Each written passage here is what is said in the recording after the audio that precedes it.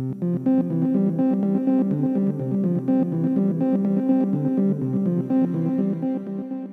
going to introduce my friend David Barry. He's going to talk about the recent improvements on Isatys Neo. David has 15 years experience in geostatistics, starting with Tanzania before his acquisition by GeoVariances. Strong theoretical background in mathematics and physics. He has experience in applying and teaching both introductory and advanced estimation and simulation techniques in various commodities. He's also responsible for software-related tech support for Isatys Neo. I'm sure that some of you guys will know him very well. And he's been doing that since 2014. Most recently, he has contributed to the development of Isatys Neo, both testing it as a user and doing programming for the interface or calculation routines. So please welcome my friend David. Oh, already here. So the old GeoVariances unit inside DataMine, it makes geostatistics products, and for the mining industry, our main products would be Isatys.py, which is a Python library for geostats, and Isatys Neo, which is a desktop application.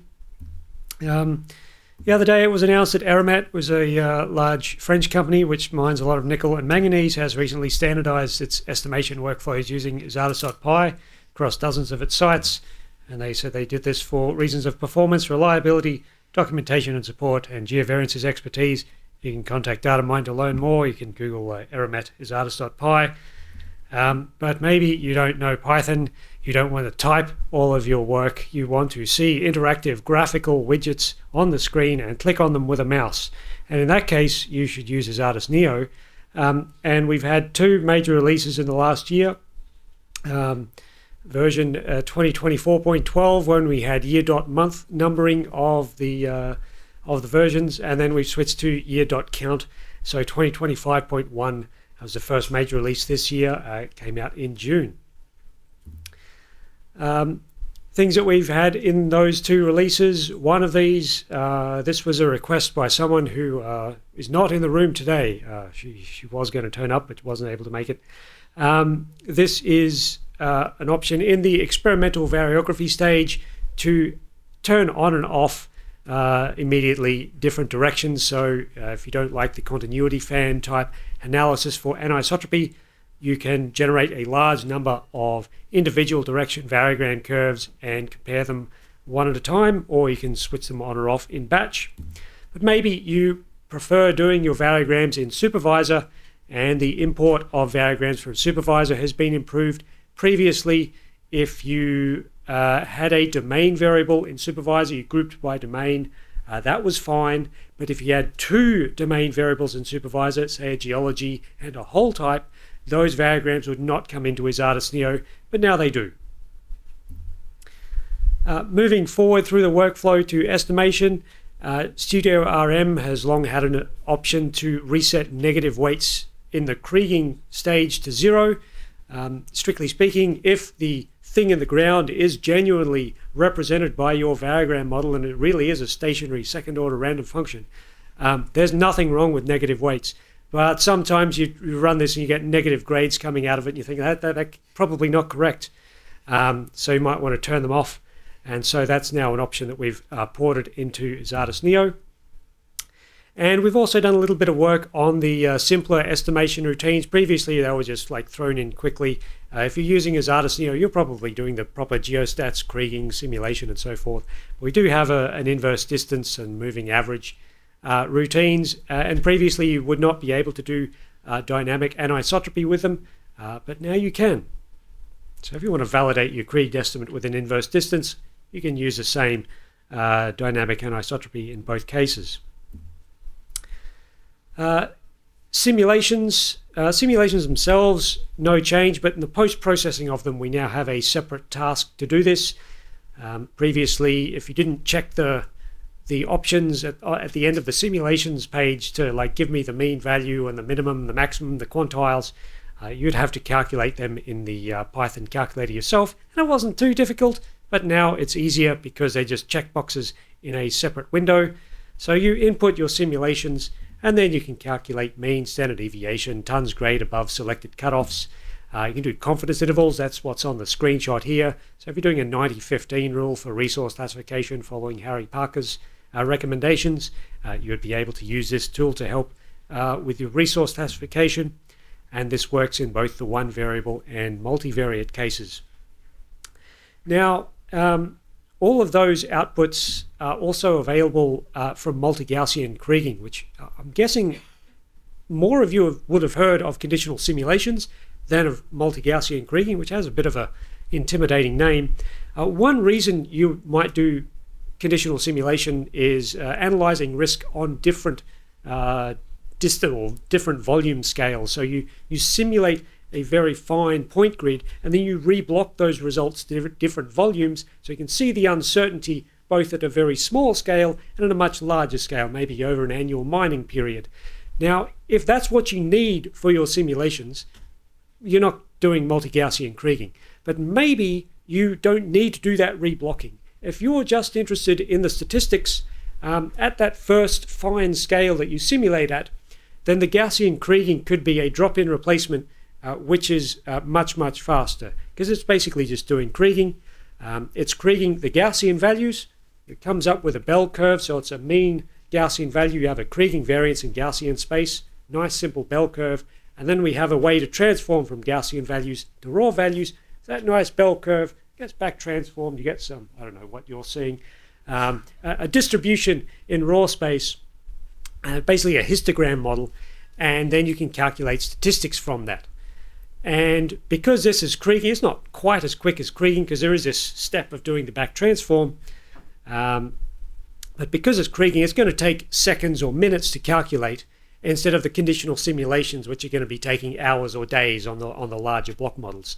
So for a small niche of these sorts of analyses, I think multi-Gaussian Kriging would be a drop-in replacement for conditional simulations.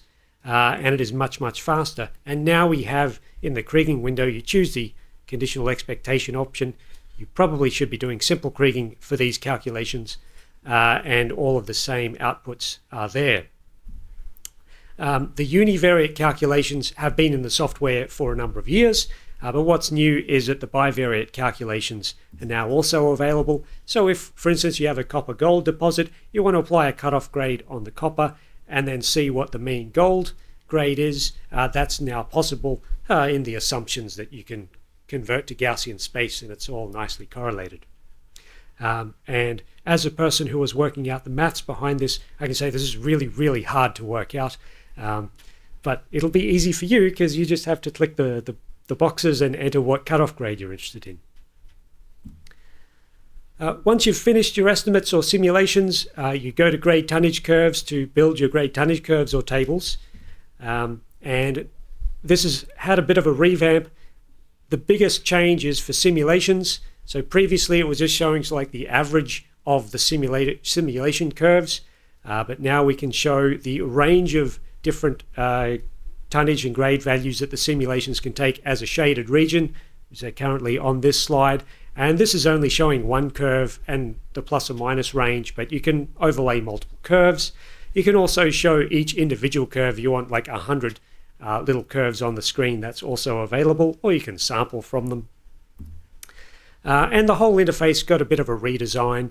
So previously, if you had, say you had a Krige estimate and an inverse distance estimate on the same block model, you'd have to enter all your parameters for the grade tonnage curve for the Krige estimate, and then enter all the same parameters again for the inverse distance estimate. But now you can just sort of duplicate the first one, just change the one parameter that's changing, and you much more quickly get the output tables and curves. The next change, you're not going to notice it as an Izatus Neo user at the moment. It's really building in some back-end architecture for closer integration with Python. So this is in beta for now, and it's designed, it's like a little server that runs while Izatus Neo runs if you switch it on, that allows Python, to, whether that's inside Izatus Neo or outside, to read and write from an Izatus Neo project database. It's there now. I'm telling. Why am I even saying this? If I'm also saying that you're not going to see it, it's because in the next Izatus.py release, we'll start to be able to write to an Izatus Neo project database and read from it, and we had to do that back-end work on Izatus Neo to make that make that happen. Now that'll be an ongoing thing. We want closer integration with the ability to read and write Exadis Neo databases from Python going forward.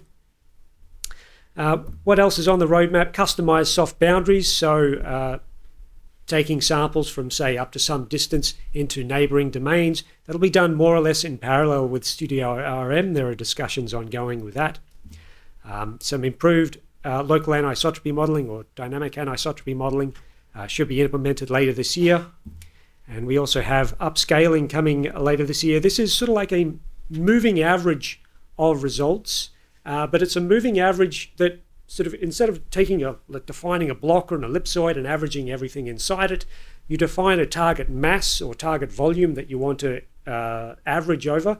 And so if you have some complicated geometry inside your moving window, it'll expand the search or contract it so that you're averaging over the same amount of mass, or approximately the same amount of mass or volume, and then writing those back to the original block model. And this is a way you can sort of get a moving average of a quarterly production uncertainty over some simulations, and then write it at the scale of like an SMU level scale or a panel level scale.